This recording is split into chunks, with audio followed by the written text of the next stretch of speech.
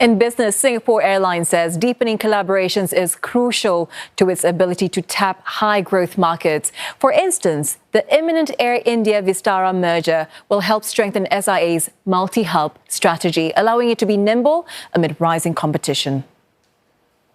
We strongly believe that with all those strategic initiatives that we put in place, with the geographical positions being situated in both the very high area of growth and also the unique opportunities that we have to participate directly in the Indian market growth, that we will be able to handle the challenges that we have highlighted. The national carrier posted a net profit of 742 million Singapore dollars for the first half of its financial year that ended in September. It is a drop of nearly 49% compared to last year, as passenger capacity outweighed travel demand. At a briefing on its results, SIA says the operating landscape remains competitive amid robust demand for air travel in the second half of the financial year. Now, for more on what this means for Singapore Airlines and the broader aviation sector, I'm now joined by Brendan Sobie, independent analyst and consultant at Sobie Aviation. Mr. Sobie, welcome to the program. So, Singapore Airlines counting on collaborations there to tap high-growth markets. Why is it so crucial to code-share instead of growing segments solo?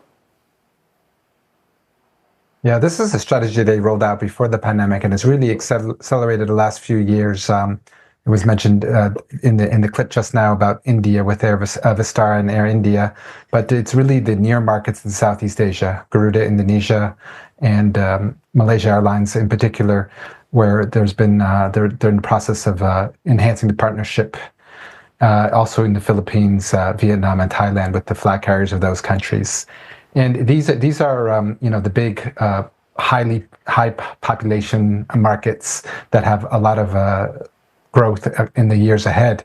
And Singapore Airlines is very well positioned particularly with their long haul network, with their premium position in the market to continue to serve travelers from these countries. But it can't do it itself entirely. By working with these local airlines, they tap into distribution in those countries and also domestic feed, so passengers can connect onto Singapore Airlines and through the Singapore hub into SIA's long haul network. This is a real key component of their strategy, and it's just starting to see the fruits of that strategy now. So you were talking about the diversification of fleet. A part of Singapore's airline strategy to deal with supply chain disruptions and inflation has been the diversification of its fleet. Do you think this is paying off, though? It's still early days. I mean, there's a lot of challenges at the moment in the industry and including at Singapore Airlines with the fleet because of the supply chain issues, the delivery delays, parts shortages, which affect things like time it takes to maintain and overhaul aircraft, and also the time it takes to retrofit aircraft with new products. So it's really been a challenge, and they're starting to diversify somewhat with the launch of smaller jets at Scoot, for example, earlier this year with the Embraer E2, which is opening up new opportunities in network in Southeast Asia in particular. So it's still early, this part of their strategy as well. We're really just at the beginning of kind of the new norm. We've had 2 very highly profitable years, but that was unusual. It was not normal, though, those first 2 years after the pandemic, and now this is the first kind of normal year, and we're seeing kind of lower profits, but we're also seeing things settle down and the strategy starting to embed itself.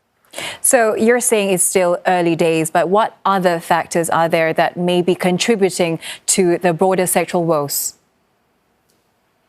Right now, the intensifying competition is the main challenge, as well as the kind of the supply chain issues. So, the supply chain issues obviously have limited supply just because the airlines have been unable to take delivery of aircraft as quickly as they would like to. Singapore Airlines in particular facing long delays on the 777X program, which has a lot of repercussions, a lot of ramifications that have impacted them quite significantly.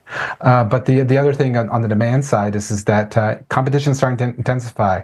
Airlines are gradually adding back capacity in the market, and we're seeing normalization of yields.